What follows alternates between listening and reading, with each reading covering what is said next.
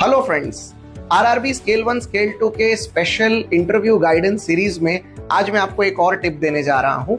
Guys, अगर मान लेते हैं इंटरव्यू में आपको ये पूछा गया कि what do you know about RRBs, तो ऑब्वियसली ये क्वेश्चन बहुत ज्यादा एक्सपेक्टेड है और हर बार पूछा जाता ही है। तो अगर ये क्वेश्चन आ गया तो इसका आपको क्या जवाब देना है। देखिए, अगर ये पूछा जाता है कि what do you know about RRBs, the very obvious answer is RRBs एक शेड्यूल कमर्शियल बैंक है। ये याद रखिएगा। अगर आप ये मानते हैं कि आरआरबीज शेड्यूल कमर्शियल नहीं होते तो गलत है। आरआरबीज को पूरी तरह से शेड्यूल कमर्शियल का दर्जा है। तो आरआरबीज जो हैं ये एक शेड्यूल कमर्शियल बैंक है। आरआरबीज की स्थापना 2 अक्टूबर 1975 को नरसिम्हन कमेटी के रिकमेंडेशन पे हुई थी।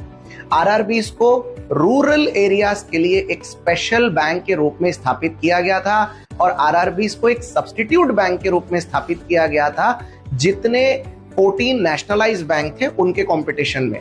क्योंकि भारत में नेशनलाइजेशन ऑफ बैंक्स 1969 में हुआ था, जिसमें 14 बैंक्स नेशनलाइज हुए थे, जिसमें bank of India, Punjab national bank, bank of Maharashtra, जो आज आईबीपीएस के अंदर आते हैं, वो सारे बैंक थे।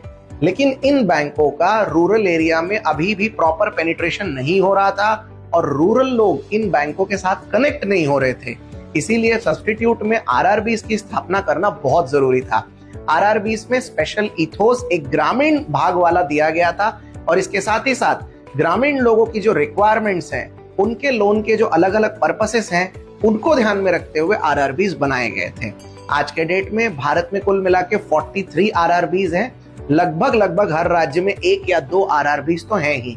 भारत में जम्मू कश्मीर इकलौता ऐसा स्टेट है जहां पर आरआरबी में जो स्पॉन्सर्ड बैंक है वो एक प्राइवेट बैंक है, that is Jammu and Kashmir bank.